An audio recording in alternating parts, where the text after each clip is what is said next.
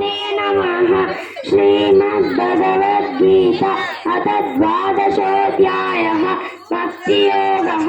अर्जुनमुवाच एवं तततयुक्ताये भक्तास्त्वां पर्युपासते ये चाप्यक्षरमव्यक्तं तेषां के योगविक्षमाः। श्रीभगवानुवाच मय्यावेश्य मनो ये मानित्ययुक्ता उपासते श्रद्धया परयोपेताः ते मे यस्ततमामताः। ते त्वक्षरमनिर्देशम् अव्यक्तं पर्युपासते सर्वत्र गमचिन्त्यं च कूटस्थमचलं ध्रुवं सन्नियमेन्द्रियग्राम सर्वत्र समबुद्धयाः ते प्राप्नुवन्ति मामेव सर्वभूताहि ते रताः।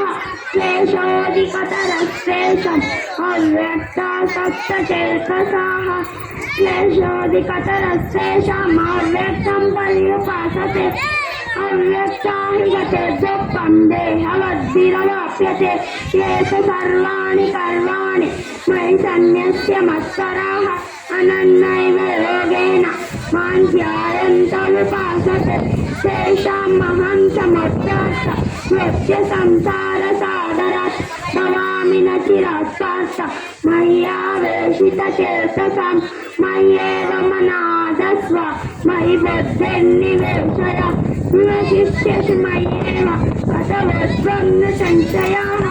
अत चित्तं समादातुं न शक्नोषि मयि स्थिरम् अभ्यासयोगेन ततो मामेक्षाप्तं धनञ्जय अभ्यासेऽप्यसमर्थोऽसि मत्कर्म परमो भव मदर्मसि कर्माणि कुर्वन् सिद्धिमवाप्स्यसे।